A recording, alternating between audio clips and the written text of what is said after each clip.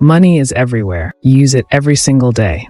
And yet, most people cannot clearly explain how it works. Not really. Not beyond the basics. And here is what makes that strange. This is not a new problem. It is not a generational gap. It is not a failure of intelligence. People who are sharp, educated, and financially responsible still feel confused by money. That is not normal. And it is not accidental. It is structural. You earn money.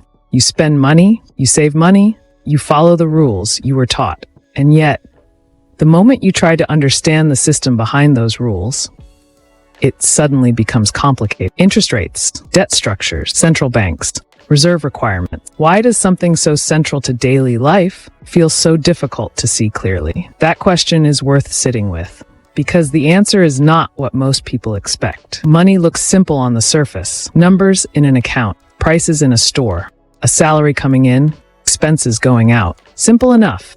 But beneath that surface, there is an entire system operating, a system of movement, of cycles running continuously beneath every transaction you make.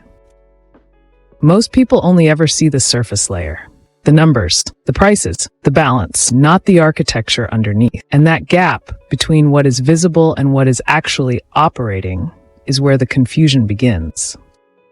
Think about how many layers money passes through before it reaches you.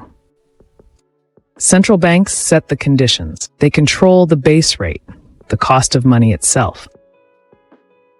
Every loan, every mortgage, every business credit line is priced relative to that number. Commercial banks operate within those conditions. They lend, charge interest, and manage the flow of deposits. They decide who gets access to capital and at what cost. Governments borrow, spend, and tax within that structure.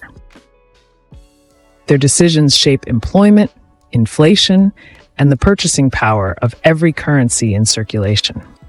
Markets respond to all of it.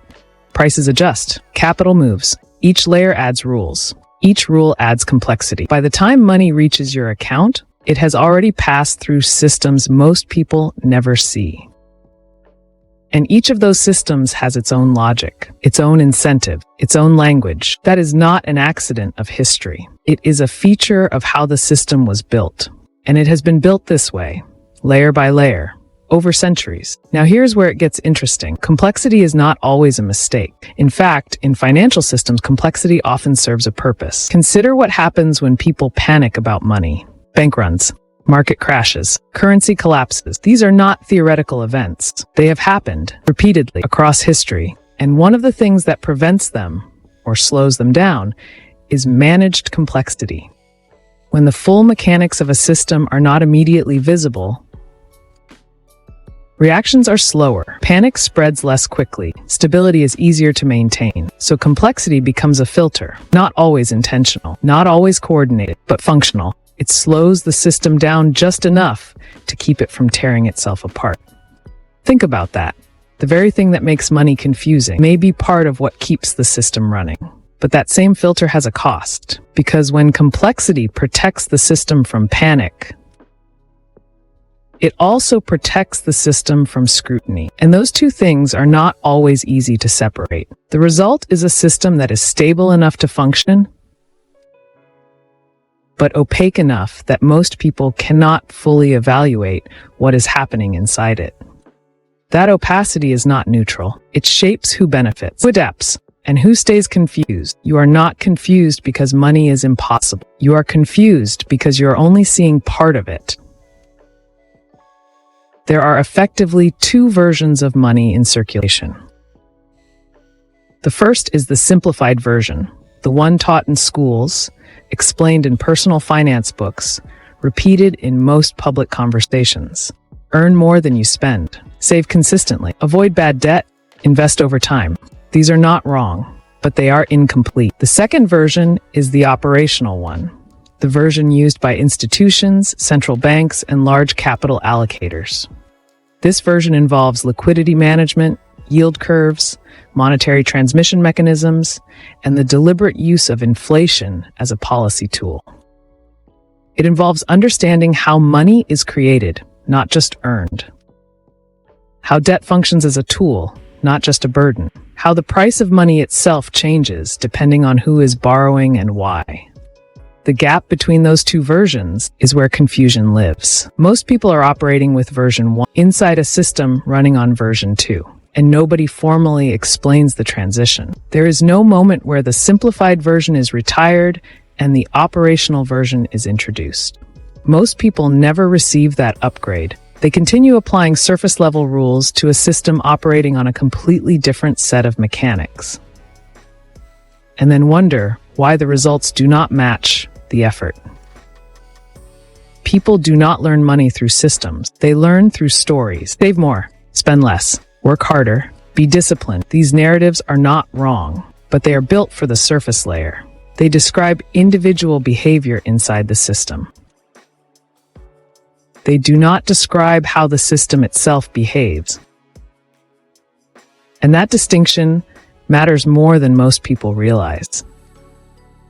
Because when your individual behavior is correct, but the system is moving in a different direction, the results will not match the effort. You will do everything right and still feel like you are falling behind. That feeling is one of the most common financial experiences in the world. You follow the rules.